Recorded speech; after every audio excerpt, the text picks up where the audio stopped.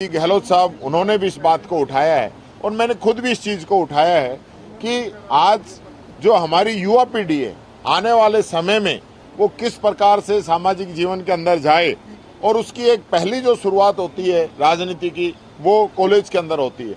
और कॉलेज के अंदर भी आज हमारे लाखों जो विद्यार्थी युवा साथी पढ़ रहे हैं उनकी क्या समस्याएं हैं, वो किस प्लेटफॉर्म पर उन चीज़ों को रख सकते हैं, उनके साथ किसी भी प्रकार का दुर्व्यवहार ना हो, उनकी मांगों को समुचित तरीके से रखा जाए, इसको लेके हमारी सरकार ने चुनाव शुरू कराए थे।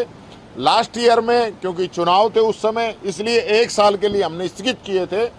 लेकिन अब भारतीय जनता पार्टी चूँकि लगातार जो चुनाव हो रहे हैं, अभी लोकसभा के अंदर बुरी तरह हारे हैं, इस डर की वजह से वो कई जगह पंचायती राज के चुनाव नहीं करा रहे, कई जगह नगर पालिकाओं के चुनाव नहीं करा रहे और इसी डर से ये लोग छात्र संघ के चुनाव भी नहीं करा रहे हैं कि यहाँ पे भी बीजेपी की भद पिटने वाली है।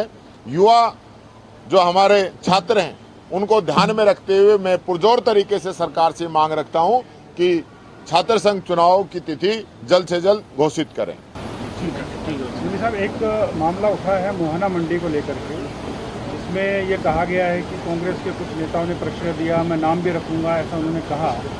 देखिए, नाम तो आप रख नहीं सकते जब तक कोई मामला उजागर नहीं हो, लेकिन मैं कहना चाहूँगा जो आवाज़ माननीय विधायक महोदय ने उठाई है उस पर मंत्री जी ने पूरी जांच कराने का आश्वासन दिया है।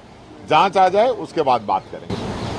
वैसे एक राहुल गांधी को लेकर सीपी जोशी ने कहा था कि मास्क उठा के तस्वीर लेकर जाते हैं, किस तरह से? देखिए, मैं कहना चाहूँगा आज राहुल गांधी जी के बारे में जो लोग कह रहे हैं उनके लिए मैं कहना चाहूँगा, राहुल गांधी 5वीं बार के सांसद हैं।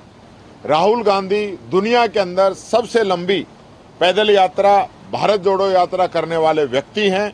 उन्होंने 4,500 किलोमीटर एक बार पैदल और गाड़ी और पैदल के द्वारा मणिपुर से लेकर मुंबई तक की यात्रा और कन्याकुमारी से लेकर कश्मीर तक की यात्रा उन्होंने की है।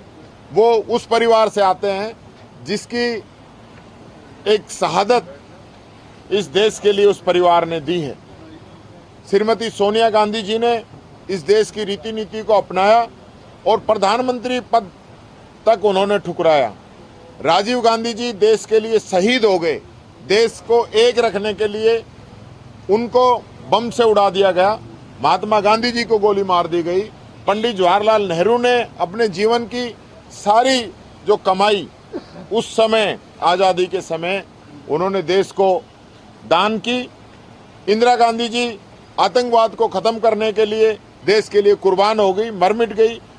आज गांधी नेहरू परिवार की जो पीढ़ी है राहुल गांधी, उसको लेकर इन लोगों के दिल के अंदर डर है, भय है। वो निडर आदमी है, उसकी इन लोगों ने लोकसभा की सदस्यता खत्म की, वापिस आया। उस व्यक्ति को इन्होंने जो नहीं कहना चाहा था वो कहा, उसके बावजूद वो व्यक्ति टिका रहा।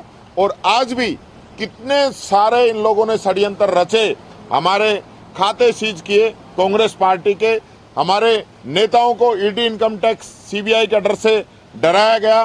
खुद राहुल गांधी जी को 56 घंटे तक ईडी ने पूछताछ की, उसके बावजूद वो उन सब से बाहर निकल के आए और 400 पार की बात करने वाली बीजेपी को घुटनों पे लाके टिका दिया।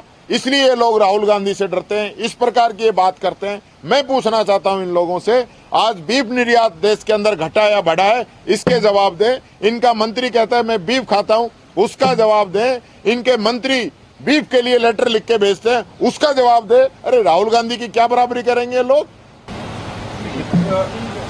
बीजेपी की उन्होंने कल कार्यसमिति की दौसा में वहाँ कहा, संबोधित करते कि एक नेता जो बीफ खाते हैं वो सदन में उसी का जवाब दिया है, उसी का जवाब दिया है, उसी का जवाब दिया है, मैंने उसी का जवाब दिया है।